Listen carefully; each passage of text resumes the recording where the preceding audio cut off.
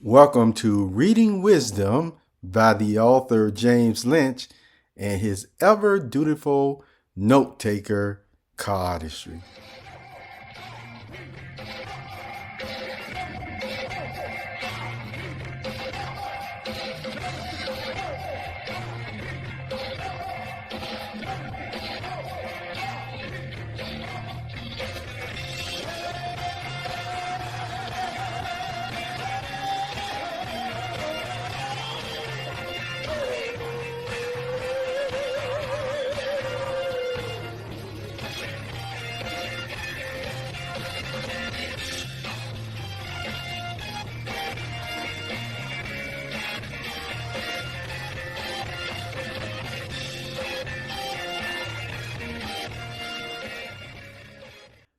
Hello, Perceptive Reader. This is James Lynch, and I want to share something with you that I hope will give you encouragement and accurate knowledge for sure. See, so I hope it brightens your day. If you are going through something, all the same, whatever I share now is going to be accurate knowledge. Uh, it is something that you will decide for yourself whether you really believe it or not, even after I read this account. But it still is accurate knowledge. And I'm going to make a statement that you can stand on no matter what. Why? Because two wrongs don't make a right. And sometimes people have continued along the lines of arguing and fighting with one another uh, for years because of based on something that even happened, what I would call in another era of time. And we've talked about different situations, restitutions, and all sorts of stuff. This is not the subject that I'm going to read about, but I just want you to still know in the end of all matters, God has said that He's going to settle all of them. And what I'm going to read you is going to give you some total insight into the matter. What I'm going to tell you gives you insight into the matter. Since we're talking about eras of time, during the different centuries, way back from the start of man, you see, Adam and Eve, all the way down to our day, we can read through Bible accounts and see different ways God actually observed, instituted, or implemented certain provisions to help humankind as they moved along. When those provisions had served their purpose for that time, for the people, even frame of mind, that's the way I'm going to put it, their frame of mind, even, uh, God resolved, taught, showed them, if you will, and thoroughly explained why it's going to this way now, why we do things uh, along these lines. So if persons, once they were thoroughly enlightened, if you will, if they continue to want to make hardship upon themselves in certain good things or gifts that God already gave them, then not only were they ignoring God's gift that He gave them, but from that point on, uh, when arrogance or negligence was shown that it was actually hurting the people because of individuals insisting on just believing a certain way, then that was on them. And that's what I mean when I say two wrongs don't make a right.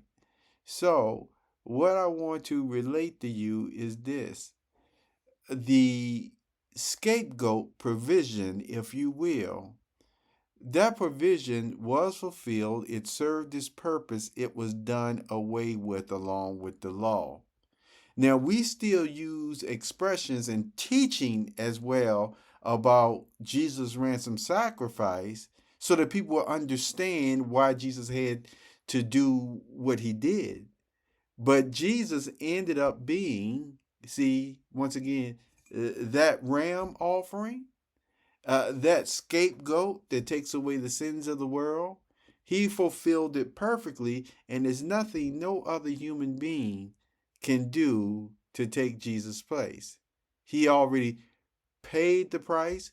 He got the position, he got the authority, he got the power that went with it, that came all with that. And there are um, things that we learn about Jesus' love, his uh, his sacrifice, his integrity, and things of that nature. But all the same, you see, people who are going to accept what I'm about to read to you now realize there's nothing more for them to do except but really accept that gift that Jesus gave. It gave the whole world. The whole world. Not different families, you see, not classes, not different clans, but everybody in the world who actually once again want to learn about him, want to accept that ransom sacrifice, no matter what background, they're all acceptable to God. If they, you see, they are agreeable to God's provision to accept and have the benefits of living forever, to be living in what we call the freedom of love, freedom of Christ, freedom of Christian living, if that's the term you want to use.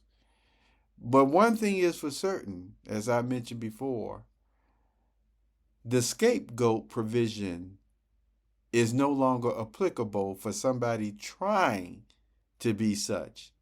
Yes, there's language in the Greek scriptures that talk about bull or the sacrifice of the lips and things of that nature.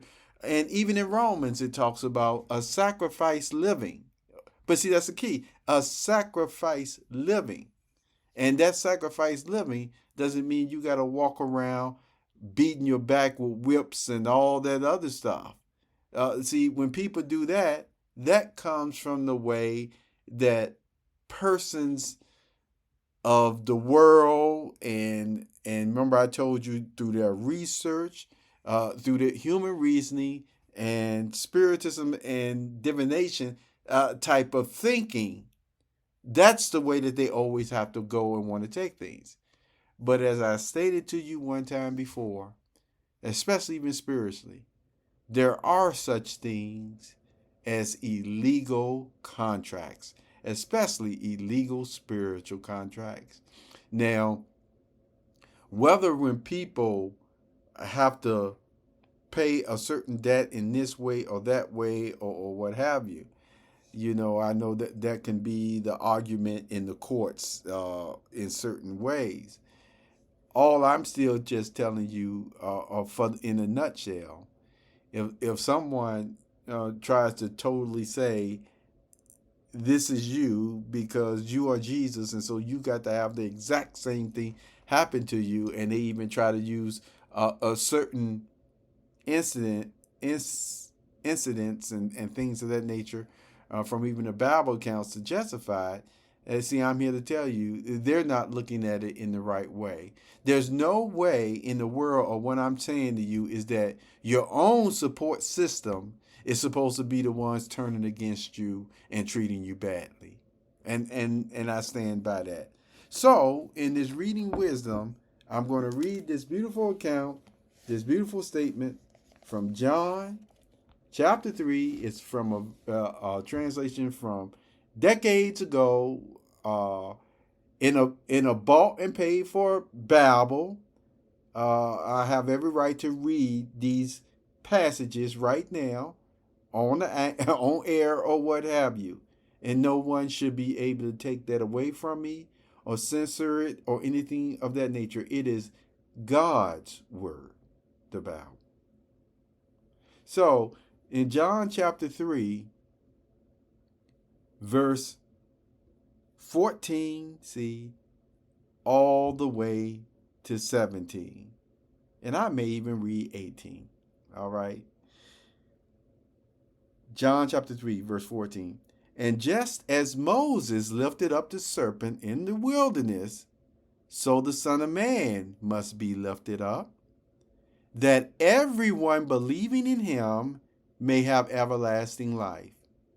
For God loved the world so much that he gave his only begotten Son, in order that everyone exercising faith in him might not be destroyed, but have everlasting life.